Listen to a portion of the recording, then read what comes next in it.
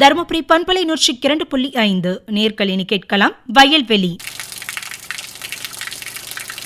அப்பா, இந்த தண்ணி பிடிக்க வந்தாவே எவ்வளோ நேரம் ஆகுது.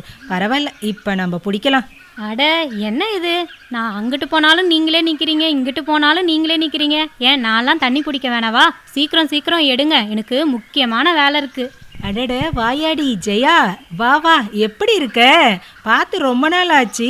ஆமாம், தண்ணி பிடிக்க எத்தனை நாள் இந்த பக்கமே காணோம். இன்னைக்கு என்ன அவசர அவசரமாக வந்திருக்க? அதுவா, விவசாயத்தில் நானும் கொஞ்சம் கற்றுக்க வேணாமா? இத்தனை நாள் அதுக்கு தான் போயிருந்தேன், இன்றைக்கும் போகணும். அதனால தான் சொல்கிறேன், கொஞ்சம் சீக்கிரம் எனக்கு தண்ணியை விட்டிங்கன்னா நல்லாயிருக்கும். அடட ஜெயா, பரவாயில்லையே, விவசாயத்தை பற்றி கற்றுக்கிறதுக்கெல்லாம் போறியா? நல்ல யோசனை தான். ஆமாம், இதுவரை என்னெல்லாம் கற்றுக்கிட்ட?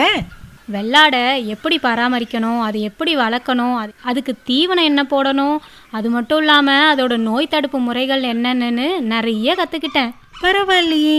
ஆமாம், இதெல்லாம் எங்கே போய் கற்றுக்கிட்ட? அதுவாக்கா, வானொலி வேளாண் பள்ளின்னு இந்த மாதிரி விவசாயம் சம்மந்தமான நிறைய விஷயங்களை சொல்கிறாங்க. அங்கே தான் நானும் கற்றுக்கிட்டேன். இன்றைக்கி கூட ரொம்ப முக்கியமான விஷயந்தான், வெள்ளாடுகளுக்கான சமச்சீர் உணவை பற்றி தான் சொல்ல போகிறாங்க. அதனால் நான் சீக்கிரமாக கிளம்பணும். பரவாயில்லையே ஜெயா, இரு என்னையும் விட்டுட்டு போயிடாத. நானும் வீட்டுக்கு போயிட்டு சீக்கிரமாக வந்துடுறேன். 2 பேரும் சேர்ந்து போய் கற்றுக்கலாம்.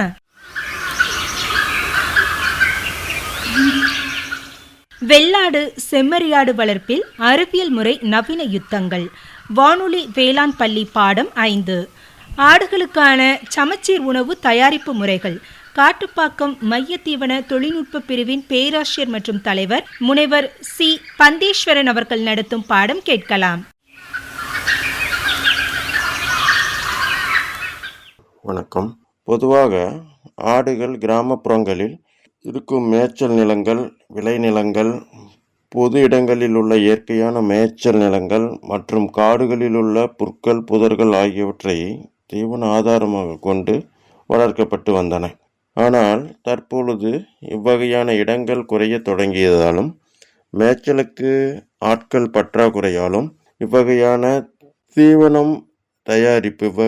தீவனம் அளித்து ஆடுகள் வளர்ப்பு குறைந்து கொட்டில் முறையில் வளர்ப்போரின் எண்ணிக்கை அதிகரித்து வருகிறது. தொழில் ரீதியாக ஆடுகள் வளர்க்க விரும்பும் விவசாய பெருமக்கள், தொழில் முனைவோர் ஆடுகளின் தீவன தேவையை பற்றியும், தீவன பழக்கங்கள் மற்றும் தீவன மேலாண்மை முறைகள் பற்றியும், அதற்கான சமச்சீர் தீவனம் தயாரிப்பு முறைகளை பற்றியும் தெரிந்து கொள்வது அவசியம். பொதுவாக ஆடுகளில் செம்மறியாடு, வெள்ளாடு என 2 வகை உள்ளது. வெள்ளாட்டின் உண்ணும் முறை மற்ற அசை போடும் கால்நடைகளான மாடுகள் மற்றும் செம்மறி ஆடுகளிலிருந்து சற்று மாறுபட்டுள்ளது. வெள்ளாடுகள் தலையை தூக்கி மரங்கள், செடி கொடிகள் மற்றும் புதர்களின் இலைகளையும் தண்டுகளையும் கடித்து உண்ணும் பழக்கம் கொண்டவை. மாடுகள் மற்றும் செம்மறி ஆடுகள் அதிகம் உண்ணாத, கசப்புத்தன்மை அதிகமாக இருக்கும் மரம் இலைகளையும் முள் செடிகள் ஆகியவற்றை வெள்ளாடுகள் உட்கொண்டு அவற்றை நன்கு செரிக்கும் தன்மையுடையவை. ஆகவே வெள்ளாடுகள் காடுகள் மற்றும் அதை சார்ந்த மலைப்பகுதிகளில் வளர்க்க ஏதுவானவை. தீவனம் சுத்தமாகவும் புதியதாகவும் இருப்பதை இந்த ஆடுகள் விரும்பும் மற்றும் விதவிதமான தீவனங்களை விரும்பி உண்ணும். பொதுவாக ஈரமான மற்றும் மண்ணில் விழுந்த தீவனத்தை ஆடுகள் உண்பதில்லை. சமச்சீர் தீவனம் என்பது அனைத்து விதமான தேவைப்படும் ஊட்டச்சத்துக்கள் போதுமான அளவில் தேவைப்படும் விகிதத்தில் இருக்குமாறு அடர் தீவனம் மற்றும் புல் வகைகள், மர இலைகள், தாதுப்பு கலவை, உப்பு ஆகியவற்றை சேர்த்து தயாரிக்கப்படுவதாகும்.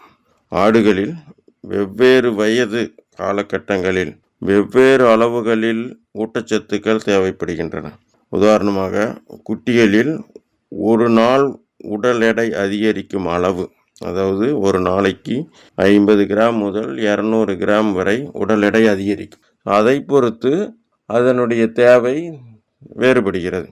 அதேபோல் பெட்டையாடுகளில் எடுத்துக்கொண்டால், வளர்ந்த பெட்டையாடுகளில் எடுத்துக்கொண்டால் அதனுடைய இனவெருத்தி நிலைமை, அதாவது இது வற்று ஆடா இல்லதுன்னா முன்பருவ சினை காலமா, பின்பருவ சினை காலமா, பால் கொடுக்கும் ஆடுகளா என வெவ்வேறு காலகட்டங்களில் வெவ்வேறு அளவுகளில் ஊட்டச்சத்துக்கள் தேவைப்படுகின்றன.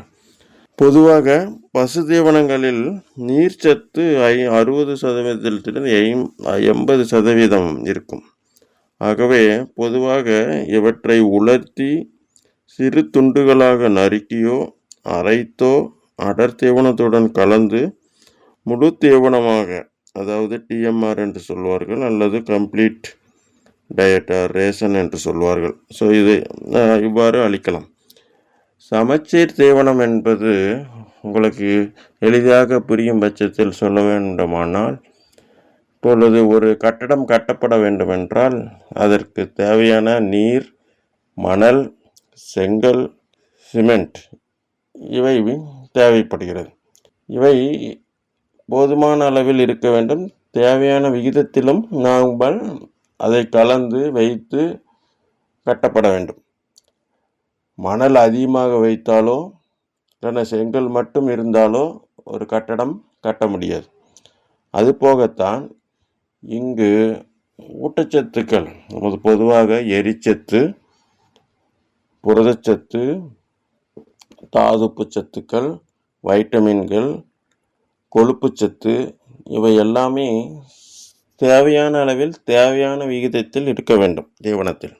உதாரணமாக வெறும் எரிச்சத்து, எனர்ஜி என்று சொல்வார்கள், அது மட்டும் அதிகமாக இருந்தால் உடல் வளர்ச்சி இருக்காது. பொதுவாக கட்டடங்களில் பொதுவாக மணல் அதிகமாக வைத்து கட்டினால் என்னாகும்? கட்டடம் இருக்காது. அது போகத்தான் அதேமாரி புரதம் தேவையான அளவு சிமெண்ட் என்று எடுத்துக்கொண்டால் அது தாதுப்பு கலவை போன்றது. அதுவும் அதிகமாகவும் இருக்கக்கூடாது, குறைவாகவும் இருக்கக்கூடாது. செங்கல் அது புரதச்சத்தை போன்றது. ஸோ இவையெல்லாம் வைத்து கட்டப்பட்டால்தான் சரியான விகிதத்தில் கட்டப்பட வேண்டும். இவற்றை செய்வது ஒரு கொத்தனார் என்பது புரியும், அனைவருக்கும் தெரியும். ஸோ அந்த வேலையை செய்வது தான் எமது வைட்டமின்களும் மிகவும் சிறிய அளவில் தேவைப்படும் தாதுப்புக்களான மேங்கனீசு, இரும்புச்சத்து, காப்பர், செலினியம், கோபால்ட்டு போன்ற நுண் தாது சத்துக்கள் மற்றும் வைட்டமின்கள், vitamin A, D, B complex vitamin என்று சொல்வார்கள், வைட்டமின் சி, இவையெல்லாம் இருந்தால்தான் இந்த முக்கியமான பெரிய அளவில் தேவைப்படும் ஊட்டச்சத்துக்களான எரிச்சத்து, புரதச்சத்து, கொழுப்புச்சத்து ஆகியவற்றை உட்கிரகித்து அதை இறைச்சியாக, அதாவது மாமிசம், எலும்பு உருவாக்குதல் போன்ற வளர்ச்சிக்கு தேவையான அளவு, தேவையான உடல் எடை அதிகரிக்க இவையெல்லாம் தேவைப்படும். இவையெல்லாம் வெறும் தீவனம் மட்டும் அளித்தால் போதாது, அதை இந்த ஊட்டச்சத்துக்கள் எல்லாம் சரியான அளவில் சரியான விகிதத்தில் இருக்க வேண்டும் என்பதுதான் இந்த சமச்சீர் உணவு என்பது. இதை எவ்வாறு தயாரிக்கலாம்?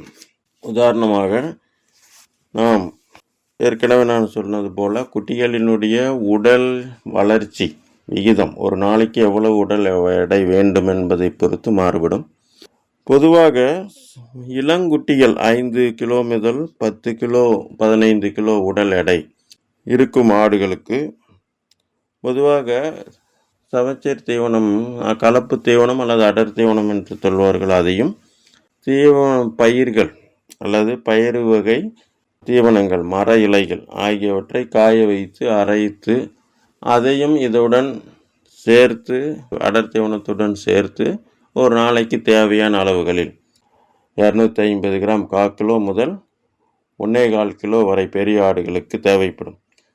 ஸோ இதை உடல் எடை பொறுத்து அவற்றை நாளொன்றுக்கு கொட்டில் முறைகள் வளர்ப்போர் அளிக்கப்பட வேண்டும். பொதுவாக ஆடுகள் மேய்ச்சலுக்கு அனுப்பப்படுவார்கள். மேய்ச்சலில் 8 மணி நேரம் மேய்ந்தால் அதற்கு தேவையான உலர் பொருள், காய்ந்த அளவில் உள்ள பொருள் 1 கிலோ முதல் 1.25 கிலோ வரை அதற்கு தேவைப்படும். ஒரு நாளைக்கு 8 மணி நேரம் நாம் மேய்ச்சலுக்கு அனுப்பப்படுமேனால், நல்ல மேய்ச்சல் இருந்தால் அது 5 கிலோ முதல் 6 கிலோ வரை புற்களை மேய்ந்து அதற்கு தேவையான சத்துக்களை எடுத்துக்கொள்ளும். விதவிதமான புற்கள் இருக்கும். பொதுவாக புரதம் எதில் அதிகமாக இருக்கிறதோ அதை தேடி அலைந்து சென்று விரும்பி உண்ணக்கூடியவை ஆடுகள். புற்கள் மட்டும் செம்மறி ஆடுகளுக்கும், மர இலைகள், கொடிகள் மற்றும் பயிறு வகை தீவனங்கள் ஆகியவற்றை தேடி அலைந்து சாப்பிடக்கூடியவை வெள்ளாடுகள். ஸோ அவை மேய்ச்சலுக்கு அனுப்பப்படும் போது வெவ்வேறு விதமான செடிகள், புதர்கள், புல்கள் ஆகியவற்றை உட்கொண்டு அதற்கு தேவையான ஊட்டச்சத்துக்களை பொதுவாக பெற்றுவிடும். அவ்வாறு மேய்ச்சல் சரியில்லாத பட்சத்தில் மட்டும்தான் நம்ம கொட்டில் முறையில் நம்ம விவசாய நிலையங்களில் வளர்த்து புல்களையோ அல்லது கடலைக்கொடி போன்ற தேவையற்ற மாடுகளுக்கு அளிக்கப்படும் பொருட்களையோ இல்லை என்றால் கலப்பு அல்லது அடர் தீவனம் என்று சொல்வார்கள், அதையோ நாமல் கொடுத்தால் அதனுடைய வளர்ச்சி நன்றாக இருக்கும். தற்போதைய நிலைமையில் கொட்டில் முறையில் ஆடுகள் வளர்க்கப்படுகின்றன, மேய்ச்சலுக்கு அனுப்பப்படுவதில்லை. ஸோ அவ்வாறு இருக்கும் பட்சத்தில் இளம் குட்டிங்களுக்கு, வளரும் குட்டிங்களுக்கு, பெட்டையாடுகளுக்கு எவ்வாறு இந்த சமச்சீர் தீவனம் தயாரிக்க வேண்டும் என்பதை பற்றி நான் இப்பொழுது சற்று கூறப்போகிறேன்.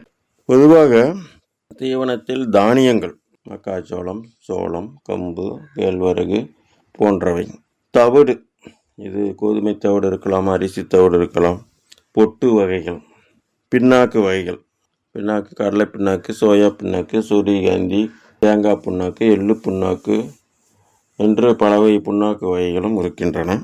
தாதுப்புக்கள் எல்லாமும் சேர்ந்து தாதுப்பு கலவை, வைட்டமின் கலவை இருக்கும். சாதாரண நாம் வீட்டில் பயன்படுத்தப்படும் உப்பு, இவை தான் அடர் தீவனத்தில் சேர்க்கப்படக்கூடியவை. இது போக இதை மட்டும் அதிகம் அளித்தால் ஆடுகளுக்கு செரிமான கோளாறு ஏற்படும். அதனால் நார்ச்சத்து அதிகமாக இருக்கக்கூடிய புற்கள் அல்லது அந்த கடலைக்கொடி, பயிர் வகை தீவனங்கள், முயல் மசால் என்று சொல்வார், வேலி மசால், மர இலைகள் ஆகியவற்றை சேகரித்து காய வைத்து அரைத்து வைத்து கொள்ள வேண்டும். ஸோ இவற்றை அல்லது சிறு சிறு துண்டுகளாக நறுக்கினால் கூட போதும். ஸோ இவற்றையும் இந்த அடர் தீவனம் தயாரிக்க தேவைப்படும் பொருட்களான நான் கூறியதையும் எந்தெந்த விகிதத்தில் கலந்து அளிக்கப்பட வேண்டும் என்பதை நான் சுருக்கமாக சொல்லப் போகிறேன். தானியங்கள் வளரும் இளம் குட்டிகளுக்கு 48%, பின்னாக்கு பொதுவாக கடலை பின்னாக்கு இல்லை சோயா பின்னாக்கு ஆகியவற்றை 30%, புற்கள் புல் வகைகள் 10%, பயிறு வகை இலைகள் இருந்தால், அதாவது பயிர் வகை என்றால் வேலி மசால், கடலைக்கொடி, முயல் மசால், அவரை துவரை செடிகள், அகத்திக்கீரை, சுபாபுல், மர இலைகள் ஆகியவை இருக்கும் பட்சத்தில் 10 கிலோ அளிக்கப்படலாம். 100க்கு நான் சொல்வது 10%. இவை இல்லை என்றால் புண்ணாக்கையை சற்று 5% அதிகரித்து கொண்டு இது தவிடு 5% சேர்த்து கொள்ள வேண்டும். இந்த பயிர் வகை இலைகளோ, பயிர் வகை தீவனங்களோ, மர இலைகளோ இல்லை என்றால். ஸோ இவற்றுடன் தாதுப்பு கலவை 1.25%, 1.25 கிலோ 100க்கு.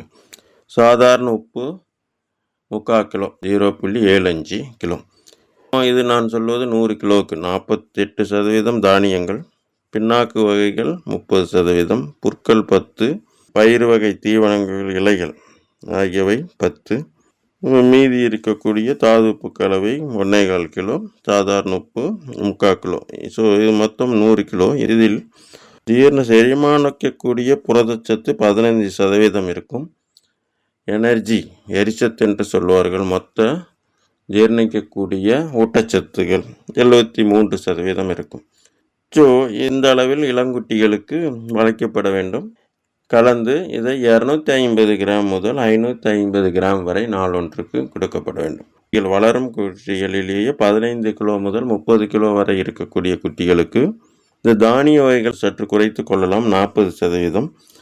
அதற்கு பதிலாக தவிடு 8%, கடலை பின்னாக்கையும் குறைத்து கொள்ளலாம் 20%, புற்கள் அதை சற்று அதிகரித்து கொள்ள வேண்டும் 20%, பயிர் வகை இலைகள் 10%, தாதுப்பு கலவை 1.25%, சாதாரண உப்பு 0.75%, மொத்தம் 100%. இதில் ஜீரணிக்கக்கூடிய புரதத்தின் அளவு 12%. இளங்குட்டிகளுக்கு அதிகமான ஊட்டச்சத்துக்கள், ஊட்டச்சத்துக்களின் அடர்த்தி அதிகமாக தேவைப்படும். சற்று வளர்ந்த பின்னால் அதனுடைய ஊட்டச்சத்துக்களின் அளவு குறைக்க வேண்டும். பெட்டையாடுகள், வளர்ந்த பெட்டையாடுகள், இந்த வளர்ந்த குட்டிகள் 15 கிலோ வரை 30 கிலோ இருக்கக்கூடிய குட்டிகளுக்கு நாளொன்றுக்கு 600 கிராம் வரை 750 கிராம் வரை தேவைப்படும். அதாவது இது காய்ந்து அது உலர்பொருள் அடிப்படையில் கூறுகிறேன் நான். பெட்டையாடுகளுக்கு 30 கிலோ முதல் 40 கிலோ 50 கிலோ வரை இருக்கும். அந்த ஆடுகளுக்கு 1 கிலோ முதல் 1200 1,4 கிலோ வரை தேவைப்படும். இதில் தானியங்கள் அதே இளம் குட்டிகளுக்கு கொடுப்பதை போல 48%, தவிடு 10%, பின்னாக்கு வகைகளை குறைத்து கொள்ளலாம் 15, புற்களை அதிகப்படுத்தி கொள்ளலாம் 15, பயறு வகை இலைகள் 10, தாதுப்பு கலவை 1.25, சாதாரண உப்பு 3/4 கிலோ 0.75%. ஸோ மொத்தம் 100. ஸோ இதில் ஜீரணிக்கூடிய புரதத்தின் அளவு 9% இருந்தாலே போதும். நான் இதை எவ்வாறு அளவிடுவது என்றால், பொதுவாக தானியங்களில் 6% ஜீரணிக்கூடிய புரதச்சத்தும் 90% இந்த எனர்ஜி என்று சொல்வார்கள், மொத்த ஊட்டச்சத்துக்கள் TDN சொல்வார்கள், அது 90% இருக்கும். தவிட்டை எடுத்துக்கொண்டால் 10% ஜீரணிக்கக்கூடிய புரதம், 60% ஊட்டச்சத்துக்கள், மொத்த செரிமான ஊட்டச்சத்துக்கள். பின்னாக்கு வகைகளில் சோயா, கடலை பின்னாக்கு ஆகியவற்றில் 40% செரிமான சத்துக்கள் செரிமான புரதம் இருக்கும். 65% எரிசத்து இருக்கும். புற்களில் 5% மட்டுமே புரதம் இருக்கும். 50% எரிசத்து TDN சொல்கிற மொத்த ஊட்டச்சத்துக்கள் அது இருக்கும். பயிர் வகைகளில் புரதம் சத்து அதிகமாக இருக்கும். 15% செரிமான புரதம், 45% மட்டும்தான் எனர்ஜி TDN சொல்கிறார் மொத்த ஜீரணிக்கக்கூடிய ஊட்டச்சத்துக்கள். அவை குட்டிகளில் 70 முதல் 73%, வளரும் குட்டிகள் சற்று வளர்ந்த 15 கிலோ உடன் 30 கிலோ இருக்கக்கூடியதுக்கு 68 முதல் 70%, பெட்டையாடுகளில் 70%, 65 முதல் 70% இருந்தாலே போதுமானது. ஸோ இவ்வாறாக நாம் தயாரிப்பது தான் சமச்சீர் தீவனமாகும். இந்த சமச்சீர் தீவனம் பொதுவாக நான் ஏற்கனவே சொன்னது போல் வளரும் குட்டிகளினுடைய வளர்ச்சியை பொறுத்து வேறுபடும் என்று சொல்வேன். 10 கிலோ இருக்கும் குட்டி ஒரு நாளொன்றுக்கு 100 கிராம் அளவு வளரும் பட்சத்தில் அதற்கு தேவையான செரிமான புரதச்சத்து 56 கிராம். அதே 150 கிராம் ஒரு நாளைக்கு வளர்ந்தால் 71 கிராம் தேவைப்படுகிறது. இவ்வாறாக குட்டிகளின் வளர்ச்சியை பொறுத்து அதனுடைய அளவு தேவைப்படும். அதேபோல் அதனுடைய உட்கொள்ளும் அளவும் அதிகரிக்கும். ஸோ அதற்கு தகுந்தாற்போல் நாம் இதை ஒரு ஊட்டச்சத்து வல்லுநரை அணுகி இதை நாம் தெரிந்து கொள்ள வேண்டும். அதே போல் வளர்ந்த ஆடுகள் 30 கிலோ இருக்கும் பட்சத்தில் அது வெறும் உடல் எடை பராமரிக்க மட்டும் 56 கிராம் செரிமான புரதச்சத்து தேவைப்படுகிறது. அதே சினை காலத்தில் 86 கிராம் தேவைப்படுகிறது. அதே பால் கொடுக்கும் சமயத்தில் 100 கிராம் தேவைப்படுகிறது. ஸோ இவ்வாறாக அதனுடைய இதை பொறுத்து அதனுடைய காலம், சினை காலமா, வற்று ஆடா, அதே போல் பால் கொடுக்கும் ஆடா. அதேமாதிரி சினை ஆடுகளில் கடைசி 2 மாதம் சினை காலம், அதாவது 4வது மாதம் 5வது மாதம் அதற்கு அதிகமான எரிசத்து தேவைப்படும். ஏன்னா 2 குட்டிகள் இருக்கும் பட்சத்தில் அதிகமான எரிசத்து தேவைப்படும். ஸோ அவ்வாறாக இருக்கும் பட்சத்தில் அவற்றுக்கு 100 கிராம் இந்த தானிய வகைகளை அரைத்து, ரொம்பவும் மாவாக அரைக்க தேவையில்லை, 3-4 துண்டுகளாக மக்காச்சோளத்தை அரைத்து அதுக்கு அழைக்கப்பட வேண்டும்.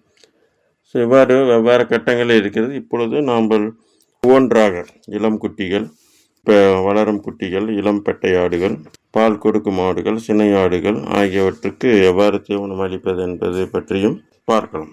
சினை ஆடுகள், பால் கொடுக்கும் ஆடுகளுக்கு மட்டும் சொல்லப் போகிறேன். அதாவது சினை ஆடுகள் கிடாவுடன் கலப்பு செய்த பின்பு பெட்டையாடுகளை செழுமை செய்தலின் போது பின்பற்றிய தீவன முறைகளை 1 முதல் 1.5 மாத காலத்திற்கு பின்பற்ற வேண்டும். செழுமை சற்று பயிர் வகை தீவனமோ, ஃப்ளஷிங் என்று சொல்வார்கள், அதிகமான பயிர் வகை தீவனமோ அல்லது அடர் தீவனமோ 200 கிராம் அதிகரித்து கொடுக்கப்பட வேண்டும். அவ்வாறு கொடுக்கும் பட்சத்தில் சினை ஆவது உறுதி செய்யப்படும். அதிகமான கருமுட்டைகள் உற்பத்தியாகி 2 குட்டிகள் பிறப்பதற்கு ஏதுவாகும். ஸோ அவ்வாறு இதுவென்று கலப்பு செய்த பின்பு, கடாவுடன் சேர்த்த பின்பு 1.5 மாதம் அல்லது 1 மாதம் வரையும் செய்யலாம் என்று சொல்கிறார்கள். ஆடுகளின் சிலைக்காலம் 5 மாதமாகும். எனவே இனவிருத்தி செய்த 3ஆம் மாதம் வரை சீரான தீவனமிடுதல் வேண்டும். இவ்வேளையில் செழுமை செய்தலின் போது அதிகப்படியான அளிக்கப்பட்ட அடர் தீவனம் அளவினை குறைத்து கொள்ள வேண்டும். போதுமான அளவு மர இலைகள், புல் மற்றும் பயிறு வகை தீவனங்களை அளிக்க வேண்டும்.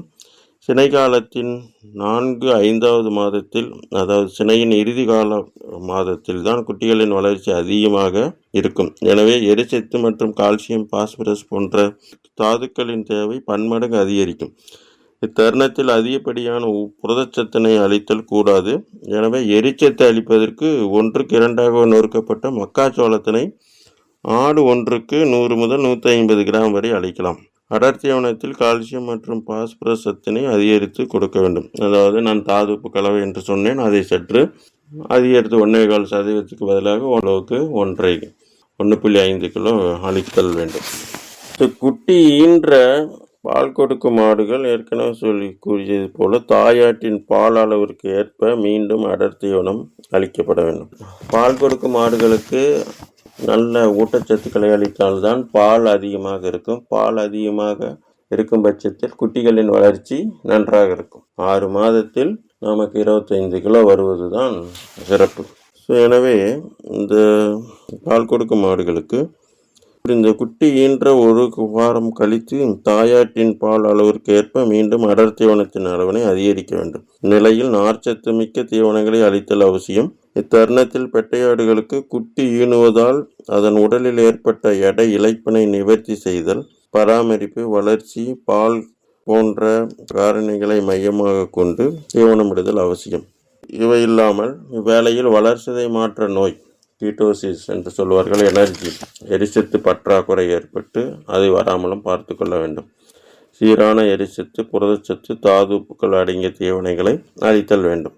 இவ்வாறு இந்த சமச்சீர் தீவனத்தை வெவ்வேறு காலகட்டங்களில், வெவ்வேறு அளவுகளில், வெவ்வேறு விதமான ஊட்டச்சத்துக்கள் அளவுகளில் தயாரித்து அதன் தேவைக்கு ஏற்ப ஆடுகளுக்கு அளித்து நீங்கள் நன்று வளர்த்து அதிக லாபம் பெற்று நலமுடன் வாழ என்னுடைய வாழ்த்துக்களை தெரிவித்துக் கொண்டு விடைபெறுகிறேன். நன்றி, வணக்கம். நேர்கள் இதுவரை கேட்டீர்கள் வானொலி வேளாண் பள்ளி பாடம் 5 வெள்ளாடு செம்மறியாடு வளர்ப்பில் அறிவியல் முறை நவீன யுத்தங்கள். ஆடுகளுக்கான சமசீர் உணவு தயாரிப்பு முறைகள். காட்டுப்பாக்கம் மையத்தீவன தொழில்நுட்ப பிரிவின் பேராசிரியர் மற்றும் தலைவர் முனைவர் சி. பந்தீஸ்வரன் அவர்கள் நடத்திய பாடம் கேட்டீர்கள். பரவாயில்ல ஜெயா, உங்கூட வந்ததும் எனக்கு பிரயோஜனப்பட்டுச்சு. இன்னைக்கு பாரு, ஆடுகளுக்கான சமச்சீர் உணவு எப்படி தயாரிக்கலாம், அதுக்கு என்னென்னலாம் பயன்படுத்தணும், இதனால நமக்கு எந்த அளவுக்கு லாபம் அப்படின்றத பத்தி நிறைய விஷயங்களை டாக்டர் ஐயா சொன்னார்ல. ஆமாம், இது வரைக்கும் வெள்ளாடுகளை பற்றின எல்லா தகவலையும் நான் தெரிஞ்சுக்கிட்டேன். இப்போது சமச்சீர் உணவுகளை பற்றியும் நல்லா தெரிஞ்சுக்கிட்டேன். சரிங்கக்கா, அடுத்த வாரமும் இதே மாதிரி ஏதாவது நல்ல தகவலை விவசாயம் சார்ந்து சொல்லுவாங்க. நம்ம இன்னைக்கு போயிட்டு அடுத்த வாரம் வருவோம். சரியா சொன்ன, மறக்காம என்னையும் கூட்டிட்டு வந்துடு.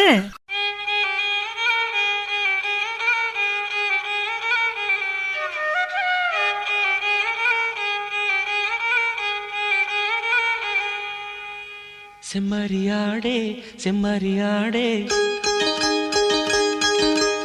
செம்மறியாடே செம்மறியாடே செய்வது சரியா சொல். செவத்த பொண்ணு இவத்த நின்னு தவிக்கலாமா சொல். செம்மறியாடே செம்மறியாடே செய்வது சரியா சொல். செவத்த பொண்ணு இவத்த நின்னு தவிக்கலாமா சொல்.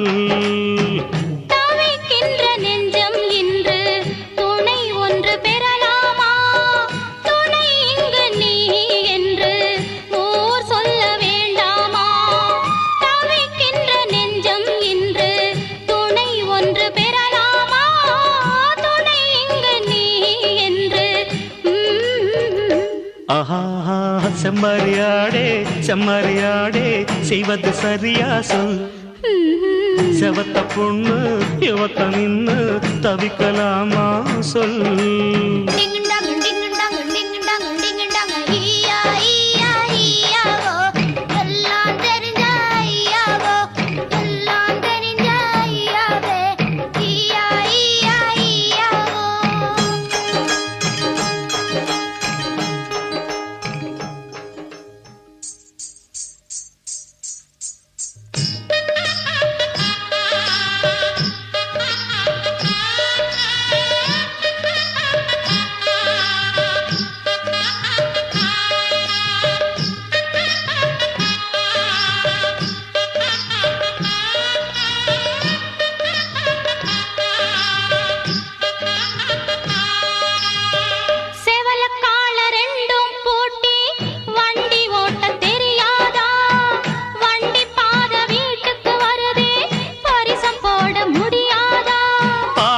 காட்டுற பொண்ணு பரிசத்த போடுற முன்னு மாலைக்கு ஏங்கிடும் கண்ணு கழுத்துல தாலியும் போடுற பின்னு.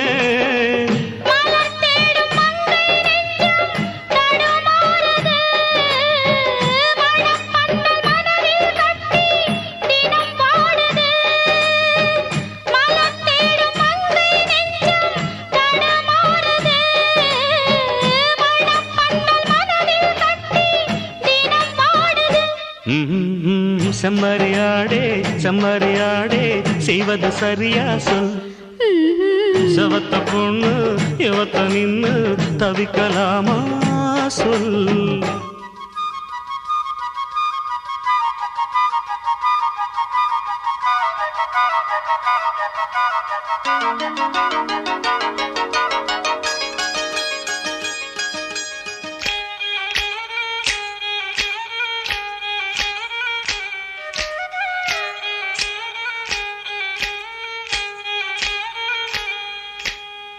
மயில காள மனசு இந்த மயிலுக்கு தான் தெரியாதா?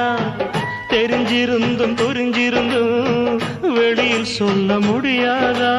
தவிக்குது தவிக்குது மனசு, அட தயங்குது மயங்குது எழசு, நினைச்சது துடிக்குது வயசு, வெக்கம் தடுக்குது அனுபவம் புதுசு.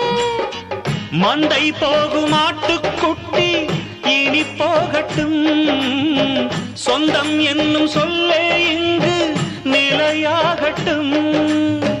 மந்தை போகும் ஆட்டுக்குட்டி இனி போகட்டும், சொந்தம் என்னும் சொல்லே இங்கு நிலையாகட்டும். செம்மறியாடே செம்மறியாடே செஞ்சது சரிதா சொல். சேவத்த பொண்ணு இவத்த நின்னு தவிக்கலாமா சொல். லலலலாலா லலலலாலா லலலலாலா லலலலாலா லலலலாலா லலலலாலா. நீர்களினி கேட்கலாம் உழவர்களுக்கான அறிவிப்புகள். நிகழ்ச்சியில் தருமபுரி மாவட்ட ஆட்சியரிடமிருந்து வந்துள்ள அறிவிப்பு. வேளாண் பொருட்களை மதிப்பு கூட்டுதல் மற்றும் பதப்படுத்துதல் தொழில் தொடங்குவதற்கு முதலீட்டு மானியமாக 25% வழங்கப்படுகிறது. பின்தங்கிய வட்டாரங்களில் சிறு குறு மற்றும் நடுத்தர தொழில்கள் தொடங்க பெண்கள், ஆதிதிராவிடர் மற்றும் பழங்குடியினருக்கு கூடுதலாக 10% என மொத்தம் 35% மானியமாக அதிகபட்சம் 1,50,00,000 ரூபாய் வழங்கப்படும். இது தவிர 5% வட்டி மானியம் 5 ஆண்டுகளுக்கு வழங்கப்படும். திட்ட மதிப்பீட்டில் பயனாளிகளின் பங்களிப்பு 5% இருக்க வேண்டும். மீதமுள்ள தொகை வங்கி மூலம் கடனாக பெறலாம். இந்த திட்டத்தின் மூலம் தேர்ந்தெடுக்கப்படும் தொழில்கள் வேளாண், தோட்டக்கலை, விளைபொருட்களின் 2ஆம் நிலை மற்றும் 3ஆம் நிலை பதப்படுத்தும் திட்டங்களாக இருக்க வேண்டும். முதலீட்டு மானிய தொகையானது 60% மற்றும் 40% ஆகிய 2 தவணைகளில் பயனாளிகளின் வங்கிக் கணக்கில் விடுவிக்கப்படும். இந்த திட்டத்தின் கீழ் மாவட்டத்திற்கு 1,50 கோடி ரூபாய் முதலீட்டு மானியம் தொகை இலக்கு ஒதுக்கீடு செய்யப்பட்டுள்ளது. முதலில் விண்ணப்பிக்கக்கூடிய தகுதியுடையவர்களின் விண்ணப்பங்கள் பரிசீலனைக்கு எடுத்துக் கொள்ளப்படும். இந்த திட்டத்தின் கீழ் பயன்பெற ஆர்வமுள்ள விண்ணப்பதாரர்கள் வேளாண்மை விற்பனை மற்றும் வேளாண் வணிகத்துறை வலைதளத்தில் இருந்து விண்ணப்பத்தினை பதிவிறக்கம் செய்து உரிய விண்ணப்ப படிவம் மற்றும் ஆவணங்களுடன் வேளாண்மை விற்பனை மற்றும் வேளாண் வணிகத்துறை ஆணையருக்கு அனுப்ப வேண்டும். திட்ட அறிக்கை மற்றும் வங்கி விண்ணப்பம், வங்கி பரிந்துரை கடிதம் மற்றும் பிற விவரங்களுடன் விண்ணப்பங்களை அனுப்ப வேண்டும். இது தொடர்பாக மேலும் தகவல்கள் பெற தருமபுரி மாவட்ட வேளாண் வணிகத்துறை இயக்குநர் அலுவலகத்தை தொடர்பு கொள்ளலாம். இவ்வாறு தருமபுரி மாவட்ட ஆட்சியர் தெரிவிக்கின்றார். நிகழ்ச்சியில் அடுத்ததாக விவசாயிகள் குறைதீர்க்கும் நாள் கூட்டம் வருகின்ற வெள்ளிக்கிழமை முற்பகல் 11 மணி அளவில் மாவட்ட ஆட்சியர் கூடுதல் கட்டிட கூட்டரங்கில் நடைபெறவுள்ளது. குறைதீர்க்கும் கூட்டத்தில் விவசாயிகள் கலந்து கொண்டு பயன்பெறுமாறு தருமபுரி மாவட்ட ஆட்சியர் தெரிவிக்கின்றார்.